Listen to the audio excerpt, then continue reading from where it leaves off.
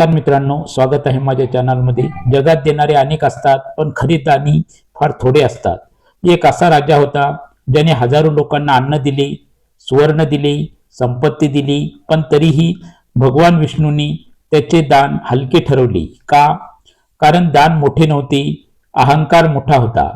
ही कथा आहे दानाच्या अभिमानात जगणाऱ्या राजाची आणि वृद्ध ब्राह्मणाच्या रूपात येऊन त्याला खऱ्या दानाचा अर्थ शिकवणाऱ्या स्वतः भगवान विष्णूची। नारायण नारायण नारायण। प्राचीन काळ शरयू नदीच्या पवित्र काठावर वसलेले एक समृद्ध राज्य होते, चंद्रपुरी।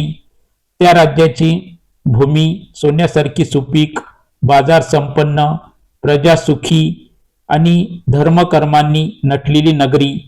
प्रत्येक सकाळी मंदिरात घंटानाद घुमायचा, वेदघोष ऐकू यायचे आणि राजमहालातून शंखनाद होताच दिवसाची सुरुवात व्हायची। या समृद्ध राज्याचा अधिपती होता राजा चंद्रकेतू। तो उंच, तेजस्वी, राजस व्यक्तिमत्वाचा, धर्मशास्त्रज्ञ, पराक्रमी आणि अत्यंत दानी म्हणून प्रसिद्ध होता। त्याच्या राज्यात कोणी उपाशी राहत नसे, कोणी वस्त्रहीन राहत नसे, कोणी निराधार राहत नसे, कारण राजदरबारात रोज महादान सभा भरत असे।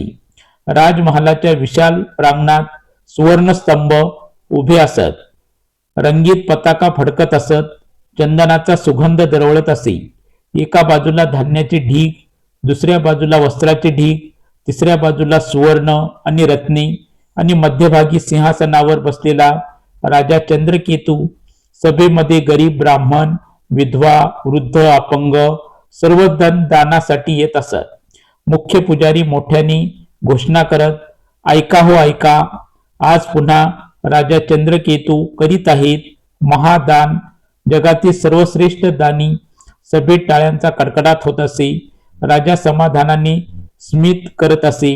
एक वृद्ध ब्राह्मण पुढे पुढे येई, राजन, माझे घर जळाले। राजा हात उंचावून म्हणे, याला एक नवे घर आणि 100 सुवर्ण द्या। जनता वा वा, राजा दानी। एक विधवा रडत येई, माझ्या मुलीचे लग्न आहे। राजा मोठ्याने म्हणे, लग्नाचा सर्व खर्च राजकोषातून व्हावा। लोक पुन्हा घोषणा करत, त्या जयघोषात राजाचे हृदय फुगत गेले। दान देणे हा त्याचा धर्म होता, पण हळूहळू एक सूक्ष्म बदल झाला। दानापेक्षा त्याला आवडू लागले लोकांचे कौतुक। तो आरशात स्वतःकडे पाहत म्हणे, मी सर्वात मोठा दानी। मंत्री कधी म्हणत, महाराज, दान गुप्त केले तर पुण्य अधिक। राजा हसत म्हणे, लोकांना प्रेरणा मिळावी म्हणून जाहीर दान आवश्यक, पण मनात दुसरेच वाक्य घुमत असे, माझ्यासारखा दानी कोणी नाही। एके रात्री राणी चंद्रलेखा शांतपणे म्हणाली, स्वामी, तुमचे दान महान आहे।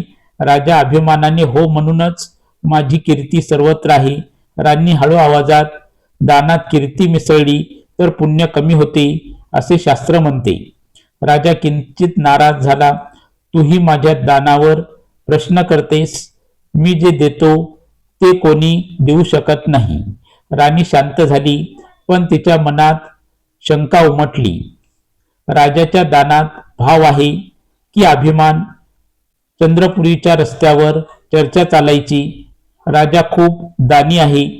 हो, पण त्याला घोषणा आवडतात। दान आहे की प्रदर्शन? पण कोणीही उघड बोलत नसे, कारण राजा वाईट नव्हता, पण त्याचा दानाचा उत्सव भव्य होता। एक दिवस राजा विष्णू मंदिरात गेला। पूजा संपल्यावर पुजारी म्हणाला, महाराज, दान करताना मी देतो हा भाव सोडा। राजा हसला, देणारा मीच आहे ना? पुजारी शांत झाला, देणारा परमेश्वर, आपण निमित्त। राजा काही बोलला नाही, पण मनात विचार आला, मी नसतो तर हे सर्व कोण देणार? अहंकाराचा अंकुर आता स्पष्ट झाला होता। राजा दान करत होता, लोकांना मदत करत होता, धर्म करत होता, पण त्याच्या हृदयात एक सूक्ष्म इच्छा वाढत होती, लोकांनी माझी स्तुती करावी, माझी कीर्ती अमर व्हावी, मी सर्वश्रेष्ठ दानी म्हणून ओळखला जाऊ। दान चालू होते, पुण्यही होत होते, पण शुद्धता कमी होत होती. जगात दान देणारे अनेक असतात, पण दानाच्या भावनेत सूक्ष्म फरक असतो. एक देतो करुणेने, दुसरा देतो कीर्तीसाठी, एक देतो देवासाठी, दुसरा देतो स्वतःसाठी. राजा चंद्रकेतू दानी होता, पण त्याच्या दानात आता मिसळू लागला होता अभिमान. आणि जेव्हा दानात अभिमान येतो, तेव्हा परमेश्वर स्वतः परीक्षा घेतो. लवकरच चंद्रपुरीत येणार होता एक वृद्ध ब्राह्मण, जो बदलणार होता राजांचे जीवन आणि दानाचा अर्थ. चंद्रपुरीत त्या दिवशीही सकाळ सूर्यप्रकाशाने उजळली होती. राजमहालाच्या प्रांगणात पुन्हा एकदा महादान सभा सजली होती. सुगंधी धूप जळत होता, शंखानाद घुमत होता आणि नगाऱ्याचा नाद वातावरण भरून टाकत होता. मुख्य पुजारी मोठ्याने घोषणा करत होते, ऐका हो ऐका, आज पुन्हा राजा चंद्रकेतू करीत आहेत महादान, जगातील सर्वश्रेष्ठ दानी. सभेत लोकांची गर्दी उसळली होती. गरीब, ब्राह्मण, विधवा, अनाथ सर्वजण आशेने उभे होते. राजा चंद्रकेतू सुवर्ण सिंहासनावर बसला होता. तेजस्वी वस्त्र, रत्नमुकुट आणि अभिमानाने उजळलेले मुख. पहिला याच्या पुढे आला, महाराज, दुष्काळात माझे बैल मेली. राजा हात उंचावून, याला 2 नवे बैल आणि 100 नाणी द्या. जयघोष झाला. दुसरी स्त्री रडत आली, माझ्या मुलाचे शिक्षण थांबले. राजा म्हणाला, राजकोषातून त्याचे सर्व शिक्षण द्या. पुन्हा टाळ्या झाल्या. प्रत्येक दानानंतर पुजारी घोषणा करत होते, राजा चंद्रकेतू जगातील महान दानी. राजा प्रत्येक वेळी स्मित करत होता. त्याची ती घोषणा प्रिय होती. दान चालू असतानाच सभेच्या दूर टोकाला एक हालचाल दिसली. लोक बाजूला सरकू लागले. हळूहळू एक वृद्ध ब्राह्मण पुढे येत होता. काठी टेकत, वाकलेली पाठ, फाटके पण स्वच्छ वस्त्र, पांढरी दाढी आणि विलक्षण शांत डोळे. त्याच्या पावलात थकवा होता, पण चेहऱ्यावर विचित्र तेज. तो हळूहळू सिंहासनासमोर येऊन थांबला. सभेत कुजबूज सुरू झाली. कोण आहे हा? खूप गरीब दिसतो, पण डोळे किती तेजस्वी. राजा त्याच्याकडे पाहत म्हणाला, ब्राह्मण देव, काय हवे आहे? वृद्ध ब्राह्मणाने हात जोडले. त्याचा आवाज मंद पण स्थिर, राजन, मला दान हवे आहे. राजा हसला आत्मविश्वासाने, तू योग्य ठिकाणी आलास. मग सुवर्ण, जमीन, गावे, धान्य, जे हवे ते देईल.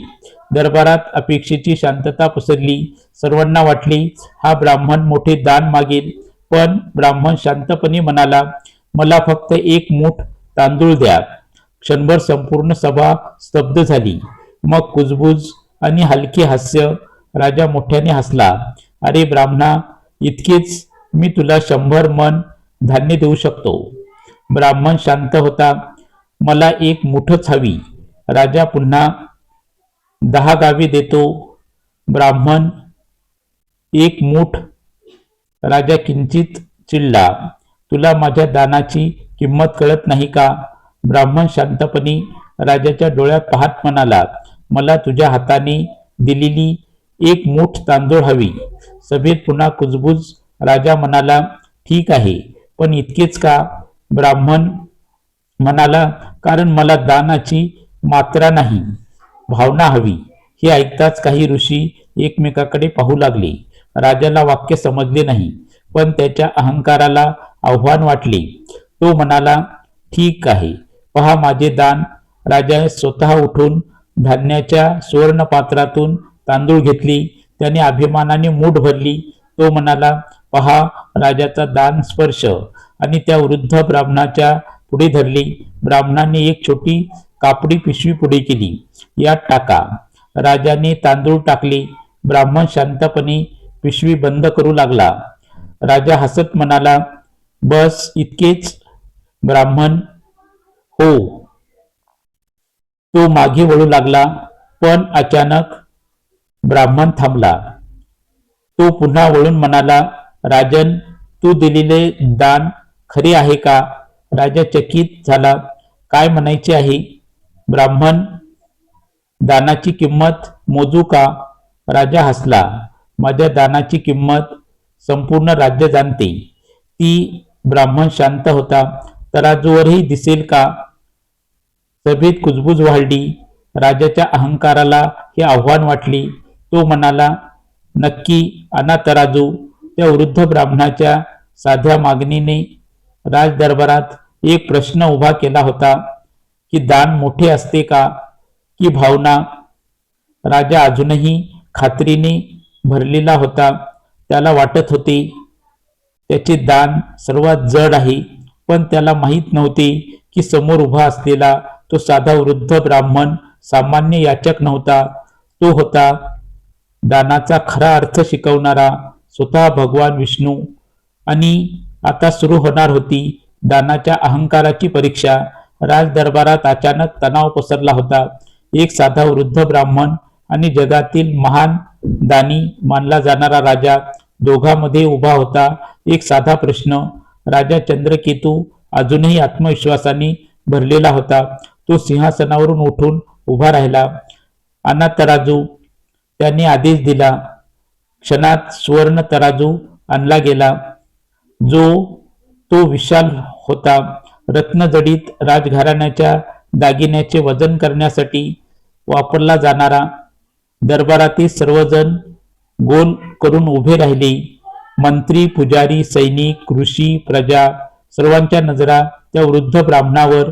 तो मात्र शांत उभा होता, जणू काही त्याला निकाल आधीच माहीत होता. ब्राह्मणाने हळू आपली छोटी कापडी पिशवी काढली. ती अतिशय साधी होती, जुनाट, ठिगळ लावलेली आणि अगदी हलकी दिसणारी. तो म्हणाला, राजन, एका पारड्यात ही पिशवी ठेवा. सभेत हलकी कुजबूज सुरू झाली. इतकी हलकी पिशवी क्षणात वर जाईल. राजाने स्मित केले. ठेवा. सैनिकाने पिशवी एका पारड्यात ठेवली. पारडे खाली गेले नाही, ते समतोलच राहिले. ब्राह्मण शांतपणे म्हणाला, आता तुझ्या हाताने दिलेले तांदूळ दुसऱ्या पारड्यात ठेवा. राजाने स्वतः ते मुठभर तांदूळ घेतली. त्याच्या चेहऱ्यावर अभिमान होता. पहा, राजाचा स्पर्श. त्याने तांदूळ दुसऱ्या पारड्यात टाकले. सर्वजण श्वास रोखून पाहत होते.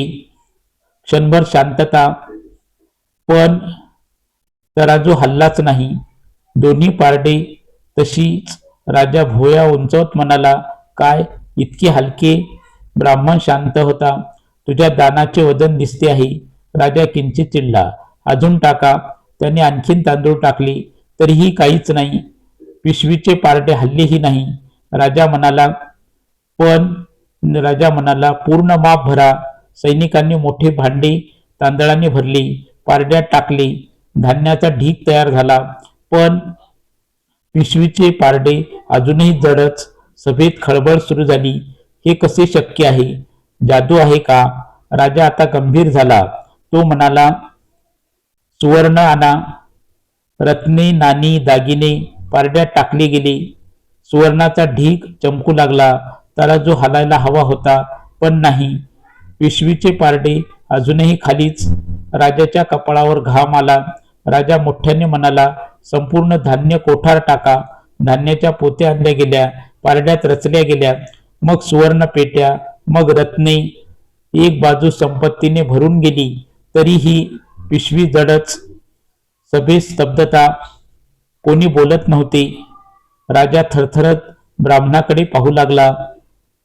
हे कसे? त्या पिशवीत काय आहे? ब्राह्मण शांतपणे म्हणाला, तुझ्या दानाचे मोजमाप. राजा, असंभव.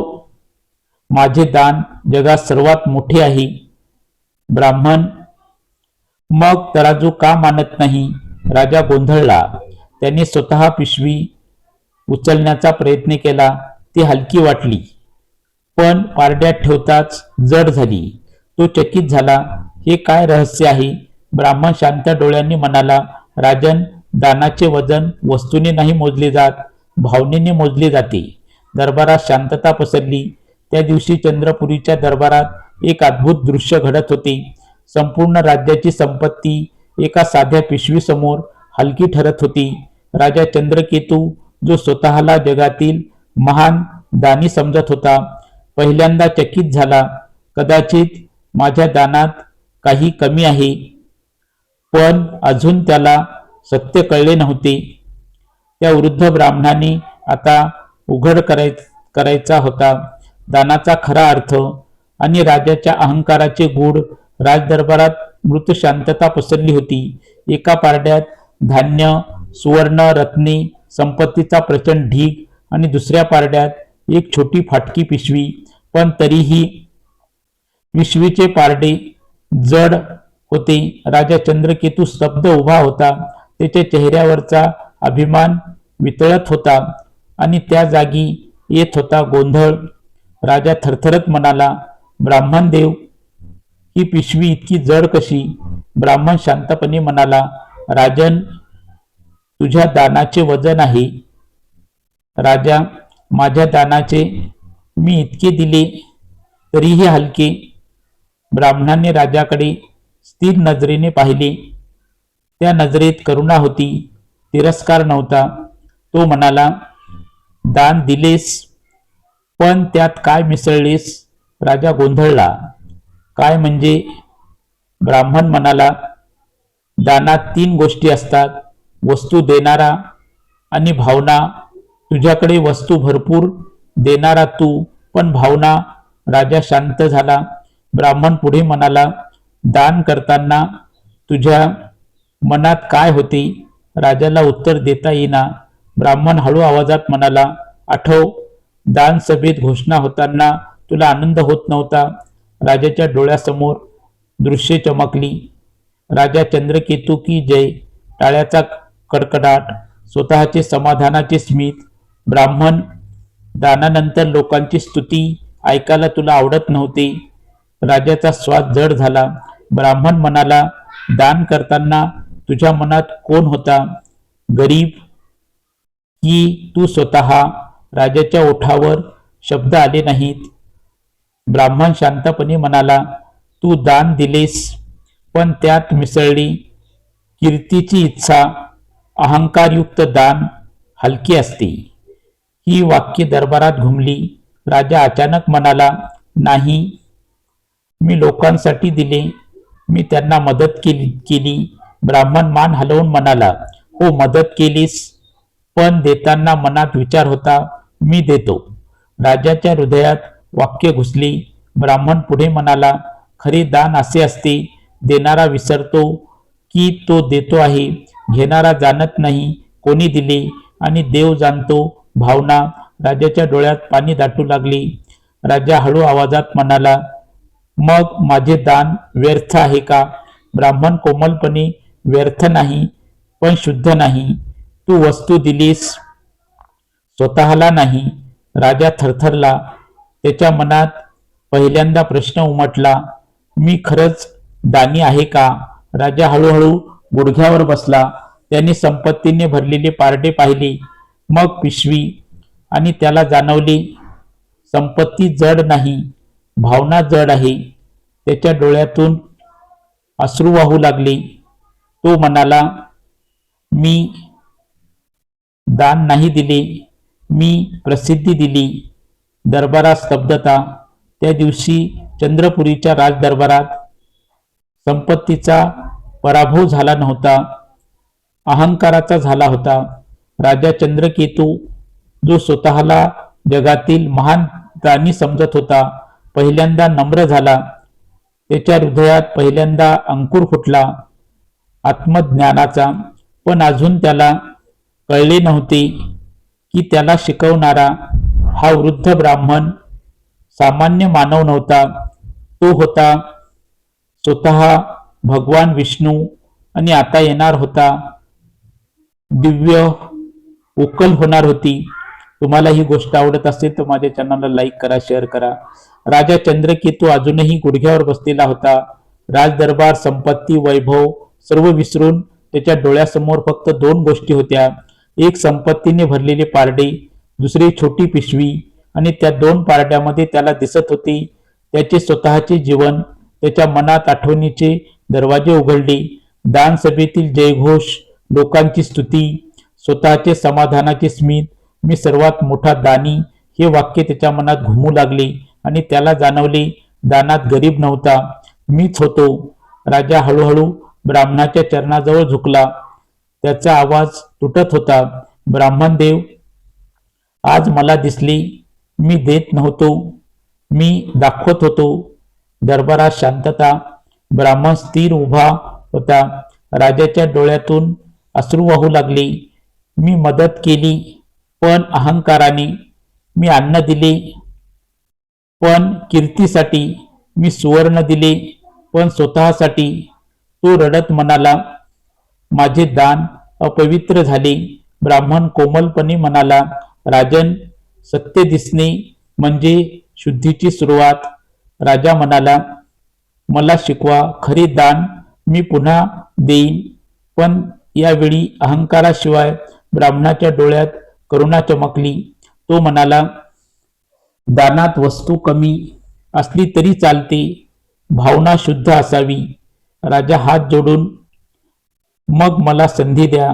ब्राह्मण म्हणाला, त्या पारड्यात पुन्हा दान ठेव. राजा उठला. त्याने आजूबाजूला पाहिले. धान्य, सुवर्ण, रत्ने सर्व होते. पण यावेळी त्याचा हात थांबला. तो विचार करू लागला, मी काय देऊ? आणि त्याला उत्तर सापडले. राजा हळूहळू धान्याजवळ गेला. त्याने डोळे मिटले. मनात म्हटले, हे परमेश्वरा, हे तुझं आहे, मी निमित्त आहे. त्याने एक छोटी मूठ तांदूळ घेतली. यावेळी अभिमान नव्हता, प्रदर्शन नव्हते, फक्त नम्रता. तो शांतपणे पारड्यात ठेवतो. क्षणभर शांतता आणि मग तराजू हालू लागतो. संपत्तीने भरलेले पारडे वर जाऊ लागले आणि त्या छोट्या मुठीचे पारडे खाली. दरबारात आश्चर्याचा नाद झाला. अरे अरे अरे, काय चमत्कार, काय चमत्कार. राजा स्तब्ध. त्याच्या डोळ्यात अश्रू आले, पण यावेळी आनंदाचे. राजा थरथरत म्हणाला, हे कसे शक्य, हे कसे? ब्राह्मण स्मित हास्य करून म्हणाला, कारण यावेळी दान शुद्ध आहे. यावेळी तू वस्तू नाही, अहंकार सोडला. राजाच्या हृदयात प्रकाश पसरला. त्या दिवशी चंद्रपुरीच्या दरबारात संपत्ती जड नव्हती, एक मूठ तांदूळ जड नव्हता, जड होते नम्रतेचे दान. राजा चंद्रकेतूने त्या क्षणी समजले, दानाची किंमत वस्तूत नसते, देणाऱ्याच्या अंतःकरणात असते. पण अजून एक सत्य उलगडायचे होते. तो वृद्ध ब्राह्मण कोण? तो राजाचा अहंकार वितळत होता. तो दानाचा खरा अर्थ दाखवत होता. आता येणार होता दिव्य दर्शनाचा क्षण. राजा चंद्रकेतू अजूनही त्या तराजूकडे पाहत उभा होता. एका पारड्यात त्याने नम्रतेने दिलेली एक मूठ तांदूळ आणि दुसऱ्या पारड्यात संपूर्ण राज्याची संपत्ती, पण जड होती ती छोटी मूठ. राजाच्या डोळ्यातून शांत अश्रू वाहत होते. त्याने हळूहळू वृद्ध ब्राह्मणाकडे पाहिले. आता त्याला तो ब्राह्मण वेगळा दिसत होता. तोच फाटके वस्त्र, तीच वाकलेली काठी, पण त्याच्या भोवती जणू हलका तेजोवलय, डोळ्यात असीम करुणा आणि शांततेत सामर्थ्य. राजा हळू आवाजात म्हणाला, ब्राह्मणदेव, आपण कोण? ब्राह्मण स्मित करत शांत उभा राहिला. अचानक दरबारात मंद वारा वाहू लागला. धुपाचा सुगंध तीव्र झाला आणि त्या वृद्ध ब्राह्मणाच्या शरीरातून मंद प्रकाश झिरपू लागला. लोक घाबरून मागे सरकले. प्रकाश वाढत गेला. फाटकी वस्त्रे तेजात विलीन झाली. वाकलेली देहयष्टी सरळ झाली आणि त्या जागी प्रगट झाले भगवान विष्णू. नील मेघासारखा वर्ण, पीतांबर, कंठात कौस्तुभमणी, हातात शंख, चक्र, गदा, पद्म, मुकुटातून किरण झरत होते. दरबार सुवर्ण प्रकाशाने भरून गेला. ऋषी, मंत्री, प्रजा सर्वजण थरथरले. नारायण नारायण नारायण नारायण. विष्णू जयघोष उसळला. राजा चंद्रकेतू थरथरत पुढे आला आणि पूर्ण लोटांगण घातली. त्याचा आवाज रडत होता, प्रभू, आपण स्वतः मी अज्ञानी, अहंकारी, माझे दान अपवित्र. तो अश्रूंनी म्हणाला, क्षमस्व, क्षमा करा. भगवान विष्णूचा स्वर कोमल होता, पण विश्वभर पसरत होता. चंद्रकेतू, तू वाईट नव्हतास. तू देत होतास, पण देताना स्वतःला पाहत होतास. राजा रडत ऐकत होता. विष्णू पुढे म्हणाले, दान वस्तूचे नसते, अहंकार सोडण्याचे असते. जेव्हा देणारा स्वतःला विसरतो, तेव्हा दान माझ्यापर्यंत पोहोचते. विष्णूने हात पुढे केला, राजाच्या डोक्यावर ठेवला. क्षणात राजाच्या अंतःकरणात शांतता पसरली. अहंकाराचा शेवटचा अंश वितळला. त्याच्या चेहऱ्यावर नम्र तेज आले. त्या दिवशी चंद्रपुरीच्या राजदरबारात एक राजा नम्र झाला, एक अहंकार वितळला आणि एक सत्य प्रगट झाले. दान मोठे नसते, भावना मोठी असते. भगवान विष्णूंनी स्वतः येऊन दाखवले, निष्कपट देणं म्हणजे भक्ती. राजा चंद्रकेतू आता पूर्वीसारखा राहिला नव्हता. तो झाला होता खऱ्या अर्थाने दानी. आणि आता सुरू होणार होता त्याच्या परिवर्तनाचा सुवर्ण अध्याय. भगवान विष्णूचे तेज हळूहळू मंद होत गेले. राजदरबारातील प्रकाश पुन्हा सामान्य झाला. पण त्या दिवशी जे घडले ते चंद्रपुरीच्या इतिहासात कायमचे कोरले गेले. राजा चंद्रकेतू अजूनही भूमीवर नतमस्तक होता. त्याच्या हृदयात आता अभिमान नव्हता, फक्त कृतज्ञता होती. त्या दिवसानंतर चंद्रपुरीत दानसभेचा देखावा बदलला. सुवर्णस्तंभ, घोषणा, नगारे सर्व बंद झाले. महादान सभा थांबली. लोक आश्चर्यचकित झाले. राजा दान थांबवला का? पण सत्य वेगळे होते. दान थांबले नव्हते, दान शुद्ध झाले होते.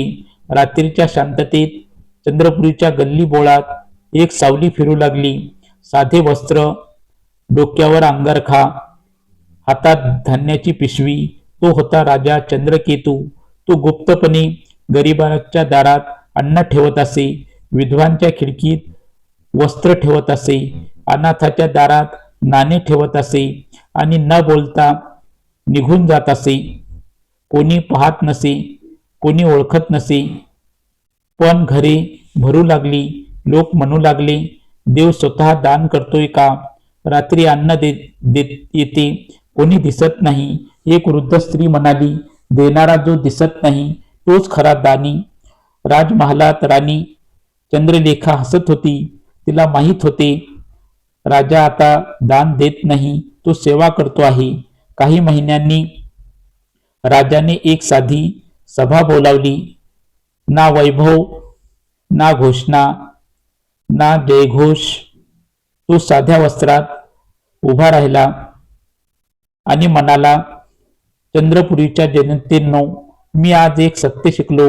दान मोठे नसते, देणाऱ्याचे मन मोठे असते. लोक शांत ऐकत होते. राजा पुढे म्हणाला, जो देतो आणि विसरतो तो दानी.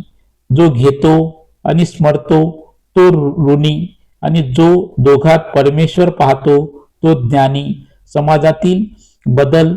त्या दिवसानंतर चंद्रपुरीत नवे तत्व जन्मले. गुप्त दान. लोक एकमेकांना न सांगता मदत करू लागले. शेजारी शेजाऱ्याला, व्यापारी गरीबाला, कृषक अनाथाला. दान प्रदर्शन राहिले नाही, संस्कार झाले. एक वृद्ध ब्राह्मणाच्या रूपात आलेल्या भगवान विष्णूंनी एका राजाचा अहंकार वितळवला आणि एका राज्याचा धर्म शुद्ध केला. राजा चंद्रकेतू, जो एकेकाळी प्रसिद्ध प्रिय दानी होता, तो झाला निष्कपट दानाचा आदर्श. कारण त्यांनी समजले, दान हाताने होत नाही, हृदयाने होते. जीवनात आपण अनेकदा देतो, वेळ देतो, पैसा देतो, मदत देतो. पण एक प्रश्न आपण स्वतःला क्वचित विचारतो, मी देतोय कोणासाठी? लोकांनी पाहावे म्हणून की परमेश्वर पाहतो म्हणून? राजा चंद्रकेतूची कथा आपल्याला एक सूक्ष्म पण गहन सत्य शिकवते. दानाची किंमत वस्तूत नसते, दानाची किंमत भावनेत असते. 1000 सुवर्ण दिले तरी अहंकार असेल तर ते हलकेच राहते. पण एक मूठ अन्न दिले आणि मन नम्र असेल तर ते परमेश्वरापर्यंत पोहोचते. लक्षात ठेवा, देणारा आपण नाही, आपण फक्त निमित्त आहोत. आपल्या हातून जे काही दिले जाते ते आधीच परमेश्वरांनी दिलेले असते. म्हणून देताना विसरा, कोणी पाहतो का? स्मरा, फक्त एक देव पाहतो आहे.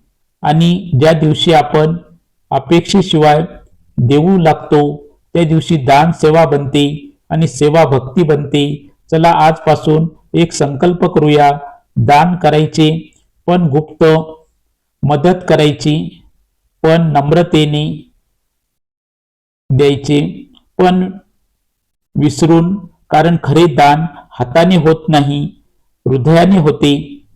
नारायण नारायण नारायण. तुम्हाला ही कथा आवडली असेल तर कृपया माझ्या चॅनलला लाईक करा, शेअर करा. चॅनलवर नवीन असाल तर चॅनलला सबस्क्राईब करा.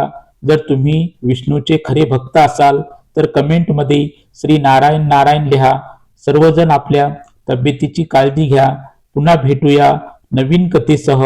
तोपर्यंत धन्यवाद, नमस्कार, जय हिंद, जय महाराष्ट्र, जय भारत.